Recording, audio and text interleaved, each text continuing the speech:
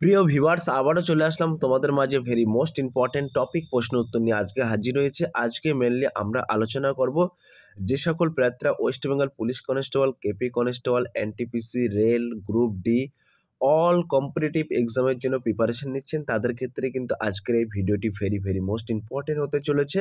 তাই ভিডিওটি স্কিপ না করে সম্পূর্ণটি দেখার জন্য অনুরোধ রইল। তার আগে বলবো, যে সকল ভিউয়ার্স এখনও পর্যন্ত আমার এই চ্যানেলটি সাবস্ক্রাইব করেনি তাদেরকে বলবো প্লিজ অতি দ্রুত সাবস্ক্রাইব করে দিয়ে আমাদের পাশে থাকুন এবং বন্ধুদের মাঝে শেয়ার করে দিন। চলুন আজকের প্রথম প্রশ্নটি জেনে নেওয়া যাক। আজকের প্রথম প্রশ্ন হলো, নিম্নলিখিত কোন রাষ্ট্র বজ্রপাতের দেশ নামে পরিচিত? জাপান, তিব্বত, ভুটান, তাইওয়ান। আজকের 1 নম্বর প্রশ্নের ক্ষেত্রে কিন্তু একেবারে সঠিক উত্তর হয়ে যাবে option C is the right answer, Bhutan. তাহলে নিম্নলিখিত কোন রাষ্ট্র বজ্রপাতের দেশ নামে পরিচিত? মনে রাখবেন Bhutan. Option C is the right answer. 2 number প্রশ্ন হলো, মুঘল যুগের তাম্র মুদ্রার নাম কি ছিল? দাম, নিস্কো, টাকা, মনা। 2 নম্বর প্রশ্নের ক্ষেত্রে কিন্তু একেবারে সঠিক উত্তর হয়ে যাবে option A is the right answer, দাম। তাহলে মোগল যুগের তাম্র মুদ্রার নাম কি ছিল? মনে রাখবেন দাম। Option A is the right answer. 3 নম্বর প্রশ্ন হলো, কত খ্রিস্টাব্দে কংগ্রেস নির্বাচনে অংশগ্রহণ করে? 1940, 1938, 1937, 1939। 3 নম্বর প্রশ্নের ক্ষেত্রে কিন্তু একেবারে সঠিক উত্তর হয়ে যাবে option C is the right answer, 1937। 4 number প্রশ্ন হলো, মানুষের শরীরে কোনটি সবচেয়ে কঠিন বস্তু? অস্থি, ডেন্টাইন, এনামেল, নখ। 4 নম্বর প্রশ্নের ক্ষেত্রে কিন্তু একেবারে সঠিক উত্তর হয়ে যাবে option C is the right answer, enamel. তাহলে মানুষের শরীরে কোনটি সবচেয়ে কঠিন বস্তু? মনে রাখবেন এনামেল। 5 নম্বর প্রশ্ন হলো, অ্যান্টি সার্কুলার সোসাইটির প্রতিষ্ঠাতা কে?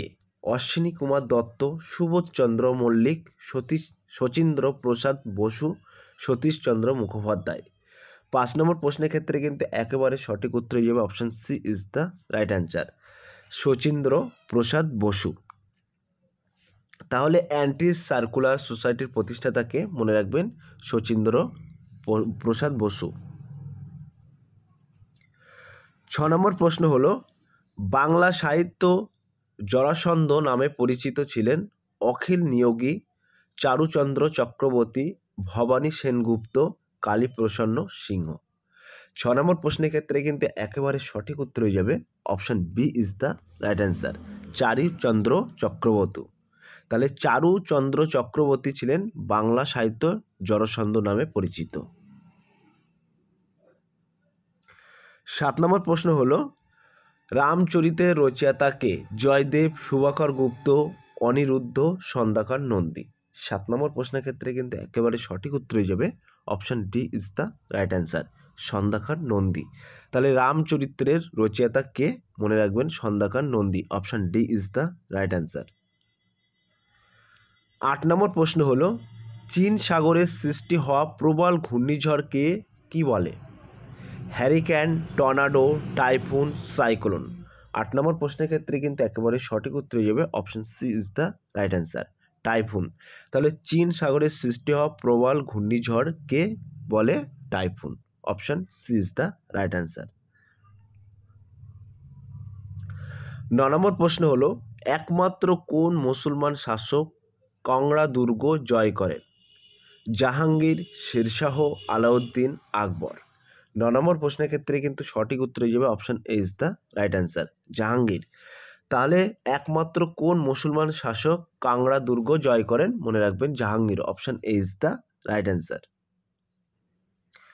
10 নম্বর প্রশ্ন হলো, সিমসা ও ভবনী কার উপনদী? গোদাবরী, কৃষ্ণা, কাবেরী, নর্মদা। 10 নম্বর প্রশ্নের ক্ষেত্রে কিন্তু সঠিক উত্তর হয়ে যাবে option C is the right answer, Kaveri. তাহলে কাবেরী কিন্তু সিমসা ও ভবনী নদীর উপনদী, মনে রাখবেন। 11 নম্বর প্রশ্ন হলো, তার আগে ছোট্ট একটি অ্যানাউন্স, আমাদের ডেসক্রিপশন বক্সে হোয়াটসঅ্যাপ গ্রুপ লিঙ্ক এবং টেলিগ্রাম গ্রুপ লিঙ্ক দেওয়া আছে। যদি কেউ যুক্ত হতে চান ওই লিঙ্কে সরাসরি ক্লিক করে যুক্ত হতে পারেন। 11 নম্বর প্রশ্ন হলো, মহাবীরের পূর্বতম তীর্থঙ্করের নাম কি? গোশাল, ঋষভনাথ, বর্ধমান, পার্শ্বনাথ।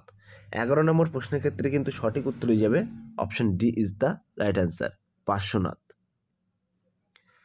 12 নম্বর প্রশ্ন হলো রবীন্দ্রনাথ ঠাকুর কোন সৃজনশীল কাজের জন্য নোবেল পুরস্কার পান? গোরা, প্রভাতী সঙ্গীত, গীতাঞ্জলি, শান্তিনিকেতন। 12 নম্বর প্রশ্নের ক্ষেত্রে কিন্তু একেবারে সঠিক উত্তর হয়ে যাবে option C is the right answer, Gitanjali. 13 number প্রশ্ন হলো জিরোপ্যাথলেমিয়া রোগের কোন অঙ্গ আক্রান্ত হয়? ত্বক, কান, জিহ্বা, চোখ। 13 নম্বর প্রশ্নের ক্ষেত্রে কিন্তু একেবারে সঠিক উত্তর হয়ে যাবে option D is the right answer, চোখ। 14 নম্বর প্রশ্ন হলো সর্দার চলচ্চিত্রের নির্দেশক কে? তপন সিংহ, শ্যাম বেনেগল, দাশগুপ্ত, কেতন মেহতা। 14 নম্বর প্রশ্নের ক্ষেত্রে কিন্তু একেবারে সঠিক উত্তর হয়ে যাবে option D is the right answer, Ketan Mehta. তাহলে সর্দার চলচ্চিত্রের নির্দেশককে মনে রাখবেন, কেতন মেহতা। 15 নম্বর প্রশ্ন হলো অর্থাৎ আজকের লাস্ট প্রশ্ন, দিল্লিতে অবস্থিত গান্ধীজির সমাধিস্থল এর নাম কি? বীরভূমি, বিজয়ঘাট, শান্তিবন, রাজঘাট। সো প্রিয় ভিউয়ার্স, এই প্রশ্নটি তোমাদের জন্য হোমওয়ার্ক থাকলো।